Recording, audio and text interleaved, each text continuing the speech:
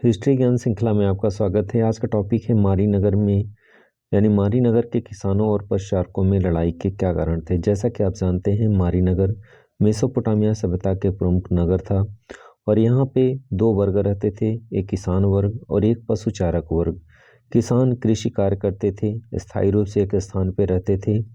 किसानों की अपनी कृषि प्रक्रिया में संलग्नता उनका एक महत्वपूर्ण विशेषता थी, जबकि पशुचारक एक स्थान से दूसरे स्थान पर भटकते रहते थे। दोनों की कार्यशैली में अंतर था।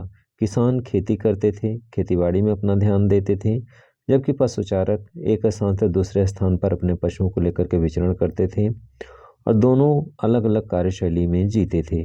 लेकिन यहाँ पे एक जो प्रश्न निकल कर के आया है कि दोनों में संघर्ष होते क्यों थे। तो दोनों के संघर्ष के कारण कई सारे फैक्टर हैं। जैसे कि आप जानते हैं, किसान अस्थायी रूप से कृषि कार्य करते थे, एक स्थान पर रह करके फसलें उगाते थे, जबकि जो पशुचारक थे दूसरे स्थानों पर इधर उधर घूमते रहते थे। जब उन्हें जल की तलाश होती थी तो किसी जलाशय के पास आते थे और जलाशय के पास आने के लिए वे किसानों के खेत से होकर गुजरते थे, तो जिससे अनेक समस्याएं उत्पन्न होती थी। जैसा आपको स्क्रीन पर दिखाई भी दे रहा है कि किसान अपनी मेहनत से कृषि कार्य करता है, फसलें शुरुआत से बोने से लेकर के फसल कटने तक वो अपना लगातार खून पसीना एक करके फसलों को तैयार करता है, काफ़ी मेहनत करता है। और ऐसे में पशुचारक जो होते हैं, उनके चारा को, उनके जो जानवर होते हैं, चारों को नुकसान पहुंचाते हैं, उनके खेतों से होके गुजरते हैं तो फसलें नष्ट हो जाती हैं।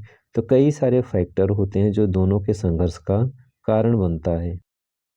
तो जैसा आपको स्क्रीन पर दिखाई दे रहा है, टॉपिक ही है मारीनगर के किसानों और पशुचारकों में लड़ाई के कारण। मारी राज्य के कुछ समुदाय में किसान और चरवाहे दोनों थे। इसके अधिकांश क्षेत्रों का उपयोग भेड़ और बकरियों को चराने के लिए किया जाता था। चरवाहों और किसानों के बीच जो सामग्री का आदान प्रदान आम बात थी, लेकिन जल संसाधनों तक पहुंच या पहुंच से वंचित होने के कारण अक्सर चरवाहे और किसानों के बीच संघर्ष होता रहता था। प्रायः ऐसा होता था कि पशुचारक अपनी भेड़ बकरियों को पानी पिलाने के लिए बोए हुए खेतों के बीच से निकाल कर के ले जाते थे। परिणामतः किसानों की फसलों को हानि पहुंचती थी, फसलें नष्ट हो जाती थी, काफ़ी नुकसान हो जाता था। यहाँ तक कि कई बार खेतों में खड़ी फसल बर्बाद भी हो जाती थी, क्योंकि बड़ी मात्रा में जब जानवर उस फसलों के ऊपर से गुजरते थे तो जो किसान मेहनत से खून पसीना एक करके फसलें उगाते थे, वे फसलें उन पशुओं के कारण नष्ट हो जाते थे, काफ़ी नुकसान उठाना पड़ता था। और ऐसे में किसान क्रोधित होते थे, गुस्सा उनको आता था, क्योंकि उनकी मेहनत की हुई फसलें नष्ट हो जाती थी, जिससे उनके उत्पादन पर प्रभाव पड़ता था।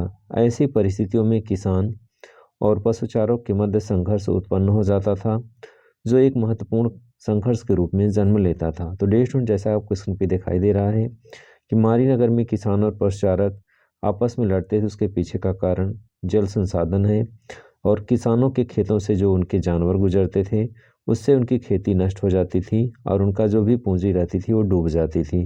तो इस तरह से किसानों के मध्य और पशुचारकों के मध्य जो लड़ाई होती थी, उसके पीछे जल का उपयोग और खेतों में लहलहाती फसलें नष्ट हो जाने का महत्वपूर्ण कारण है।